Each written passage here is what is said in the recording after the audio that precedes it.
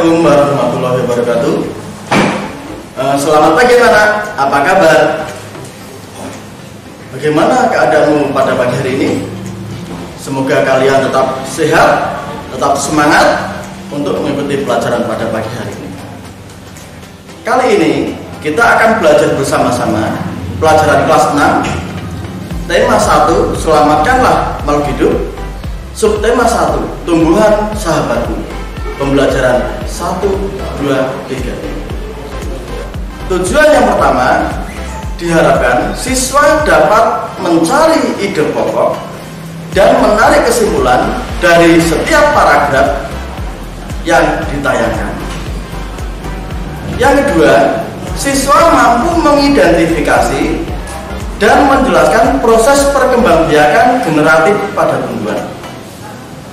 Yang ketiga, siswa mampu menyebutkan persamaan kehidupan sosial dan budaya antar dua negara di ASEAN. Yang keempat, siswa mampu menyebutkan berbagai macam patung dan proses pembuatannya. Yang terakhir, siswa mampu menerapkan perilaku dalam kehidupan sehari-hari yang sesuai dengan pengamalan sila Pancasila. Oke, sebelum kita mulai pembelajaran kali ini, kita lihat bersama-sama gambar ini. Coba kalian lihat gambar ini. Apa yang kalian lihat? Apa yang kalian pikirkan? Kalian membuat sebuah kalimat. Sudah? Nah, kalimat tersebut kalian kembangkan menjadi sebuah paragraf. Kalimat yang pertama kalian pikirkan itu merupakan kalimat utama, ide pokok, gagasan utama. Ide pokok adalah ide yang menjadi pokok suatu paragraf. Ide pokok biasanya terletak dalam kalimat utama.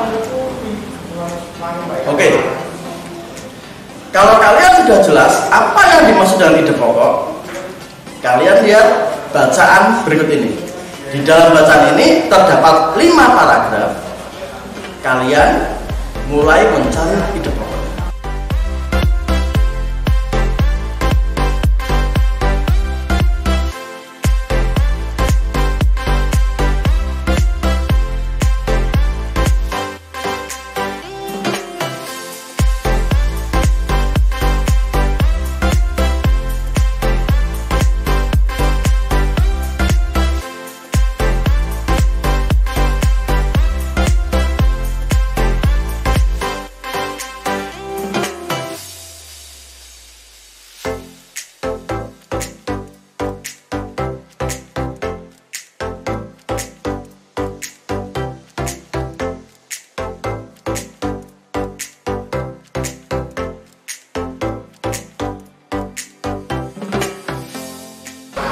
Kalau sudah, di situ kalian mencari ide pokok yang ada dalam bacaan tersebut, dimasukkan ke dalam lingkaran yang sudah disediakan. Lingkaran 1 untuk menulis ide pokok paragraf 1. Lingkaran kedua untuk menulis ide pokok paragraf kedua. Lingkaran ketiga untuk menulis ide pokok yang ketiga, dan lingkaran keempat untuk menulis ide pokok yang keempat, dan seterusnya. Sudah? Kalau sudah, jawabanmu dikumpulkan nanti kepada gurumu.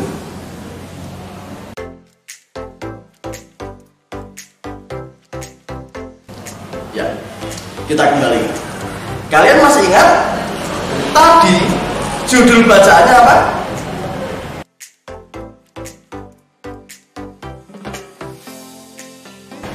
Iya, tepat 100. Judul bacaan tadi adalah bagaimana jagung berkembang biak. Bapak, nah jagung berkembang biak dengan apa? Tadi sudah dijelaskan dalam bacaan. jagung berkembang biak dengan generatif. Karena jagung mempunyai bunga yang sempurna, yaitu bunga yang mempunyai putik dan benang sari. Apa itu, Pak? Nah, untuk lebih jelasnya kita lihat gambar berikut.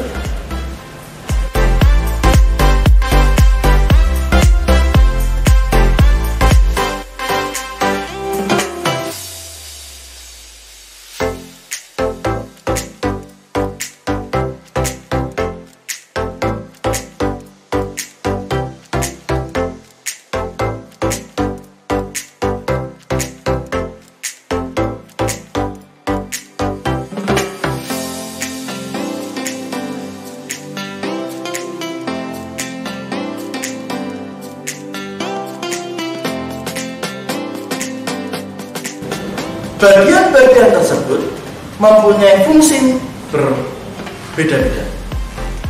Yang pertama, putik. Putik berfungsi sebagai alat kelamin betina. Yang kedua, benang sari. Benang sari berfungsi sebagai alat kelamin jantan. Untuk mahkota, mahkota pada bunga berfungsi sebagai penarik serangga. Yang keempat, kelopak. Kelopak berfungsi melindungi bunga saat masih kuncup. Tangkai bunga. Tangkai bunga berfungsi sebagai penopang bunga dan penyangga. Perkembangbiakan generatif terjadi apabila serbuk sari jatuh ke kepala putik, seperti gambar di samping. Proses jatuhnya serbuk sari ke kepala putik disebut dengan penyerbukan. Nah, proses penyerbukan itu ada bermacam-macam. Penyerbukan sendiri juga membutuhkan perantara. Tugas kalian mencari data, mencari sumber lain, macam-macam penyerbukan, dan perantara penyerbukan kalian nanti kumpulkan dengan ini.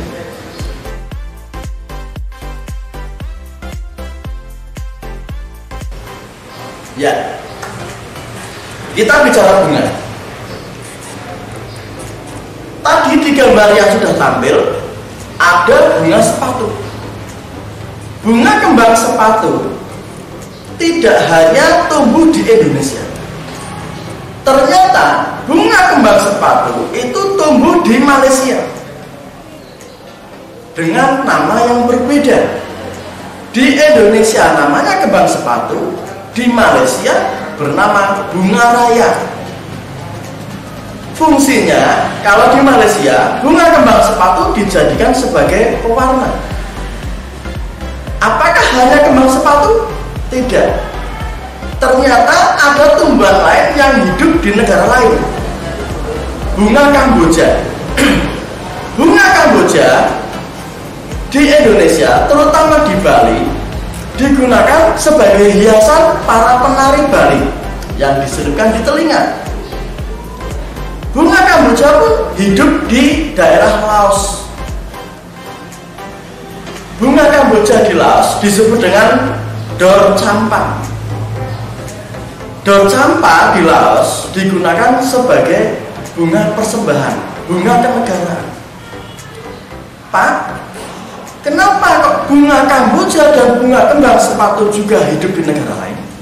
Iya, karena kita Malaysia, Indonesia dengan Malaysia dengan Laos itu masih satu kawasan. Kita masih berada di kawasan ASEAN, Asia Tenggara, yang secara letak geografisnya masih sama. Jadi kekayaan flora dan fauna hampir sama. Bahkan kegiatan ekonomi, terutama persawahan seperti ini. Persawahan di Indonesia sangat banyak. Indonesia sebagai negara agraris. Malaysia juga ada sawah banyak. Thailand merupakan penghasil beras terbaik. Itu merupakan salah satu contoh kegiatan ekonomi yang sama di kawasan Asia. Nah, sekarang tugas kalian mencari persamaan dua negara di ASEAN tentang kebudayaan dan ekonomi.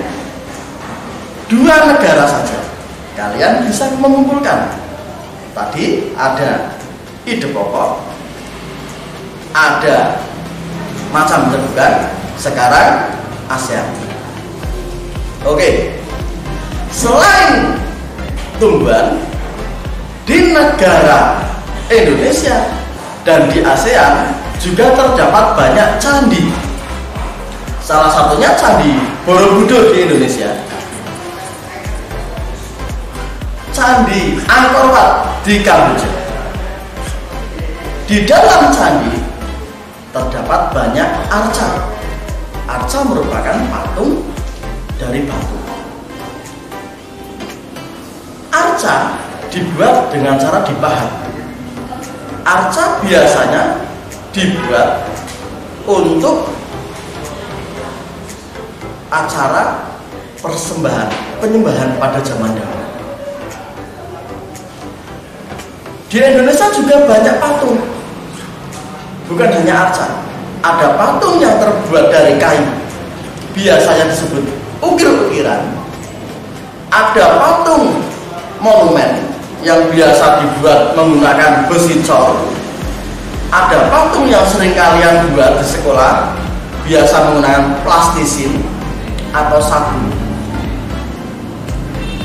Bisa kalian buat dengan teknik membutsir. Membutsir itu cara membuat patung dengan cara mengurangi dan menambah bagian-bagian. Arca, candi itu merupakan tempat sakral bagi agama-agama tertentu. Ada agama Buddha, ada agama Hindu. Indonesia terdapat banyak sekali agama. Ada 5 agama di Indonesia. Ada agama Islam, Kristen, Protestan, Hindu. Kita sebagai umat beragama dan negara kita yang berdasar Pancasila, maka kita harus bisa menghormati ketika ada orang yang beragama Hindu atau Buddha yang sedang melakukan ibadah atau melakukan atau merayakan hari raya, kita tidak boleh mengganggu. Ketika kita berwisata ke candi, kita tidak boleh merusak. Itu merupakan salah satu toleransi beragama yang dapat kita. Selain itu, masih banyak contoh toleransi beragama yang ada di sekitar kita. Salah satunya, kalian saat bekerja kelompok dengan satu kelas dan satu kelas ada yang berbeda agama. Misalnya ada 4 orang yang beragama Kristen, 1 orang beragama Islam. Ketika belajar kelompok, saat adzan maghrib berkumandang, yang lain mempersilahkan yang satu untuk beribadah dan tidak mengganggu. Sama, ketika di satu kelas mayoritas agama Islam, terus di dalam satu ruangan itu ada 1-2 orang yang non muslim yang bukan Islam, kalian tidak boleh mengolok-olok mengganggu agama yang lain. Itu merupakan bentuk toleransi beragama. Tugas kalian pada materi ini, kalian mencari contoh beberapa toleransi beragama yang lain. 3 saja, 3 contoh toleransi beragama kalian kumpulkan, dikumpulkan pada guru kalian masing-masing. Oke. Dari pembelajaran tadi, banyak pelajaran dan ilmu yang bisa kita dapatkan. Semoga ilmu yang tadi kita dapatkan bisa membuat kita pribadi yang lebih baik. Sekian video dari saya. Jangan lupa tetap semangat, tetap belajar, tetap berdoa, beribadah. Jangan lupa kalian harus selalu menurut dengan orang tua, karena ridho orang tua merupakan ridho ilahi. Wassalamualaikum warahmatullahi wabarakatuh.